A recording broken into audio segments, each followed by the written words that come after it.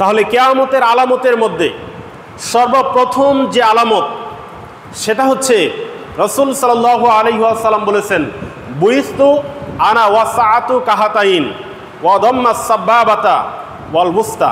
রাসূল সাল্লাল্লাহু আলাইহি ওয়াসাল্লাম বললেন যে আমি এবং কিয়ামত এই দুইটা একসাথে প্রেরিত হয়েছি। রাসূল বলছেন যে আমি এবং কিয়ামত এই দুইটা একসাথে প্রেরিত হয়েছে। এই কথা বলে রাসূল সাল্লাল্লাহু আলাইহি ওয়াসাল্লাম তার মধ্যম আঙ্গুলি এবং শাহাদত আঙ্গুলিকে একত্র করে দেখালেন যে কিয়ামত আর আমি একেবারে প্রেরিত হয়েছি একসাথে। অর্থাৎ রাসূল সাল্লাল্লাহু আলাইহি ওয়াসাল্লামের পৃথিবীতে আসা কিয়ামতের একটি আলামত।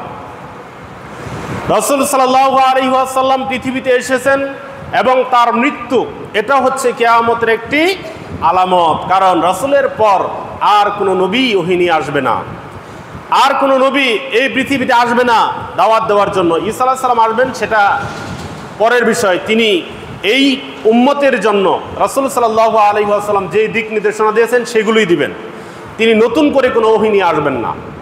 তাহলে রাসূল সাল্লাল্লাহু আলাইহি ওয়াসাল্লামের জন্ম এবং তার মৃত্যু উভয়টাই হচ্ছে কিয়ামতের আলামত।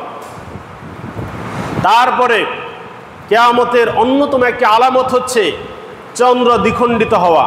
আল্লাহ তাআলা কোরআনুল কারীমের সূরা কামারের মধ্যে ইরশাদ করেন, ইকতারাবাতিস সাআতু ওয়া ইনশাক্কাল কামার, কিয়ামত সন্নিকটে এসে গেছে আর চন্দ্র দ্বিখণ্ডিত হয়ে গেছে। রাসূল সাল্লাল্লাহু আলাইহি ওয়াসাল্লাম যখন মক্কার মুশরিক কাফিরদেরকে দাওয়াত দিতে যেতেন, তখন তারা বলতো যে হে মুহাম্মদ, তুমি যদি নবী হয়ে থাকো তাহলে তুমি এই কাজ করো, এই দৃশ্য দেখাও, এই অলৌকিক বিষয় দেখাও। একবার বলতে গিয়ে তারা বলল যে হে মুহাম্মদ, তুমি যদি দেখাইতে পারো যে চন্দ্রটা রয়েছে, আকাশে যে চাঁদ রয়েছে, এই চাঁদটাকে যদি তুমি দ্বিখণ্ডিত করে দেখাইতে পারো তাহলে আমরা তোমার প্রতি ঈমান আনব। তারপরে মুহাম্মদ সাল্লাল্লাহু আলাইহি ওয়াসাল্লাম শাহাদত আঙ্গুলির হাতের ইশারায় চন্দ্রকে দ্বিখণ্ডিত করলেন। সেখানে অনেক সাহাবীরা ছিলেন।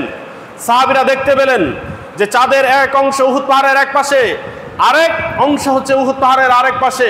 অর্থাৎ আল্লাহর নবী সাল্লাল্লাহু আলাইহি ওয়াসাল্লাম চাঁদটাকে দ্বিখণ্ডিত করেছেন। আর চন্দ্র দ্বিখণ্ডিত হওয়াটা হচ্ছে কিয়ামতের একটি গুরুত্বপূর্ণ আলামত। কিন্তু এরপরে কি কুরাইশরা ঈমান এনেছে? এরপরে কি কাফেররা ঈমান এনেছে? না, ঈমান আনে নাই।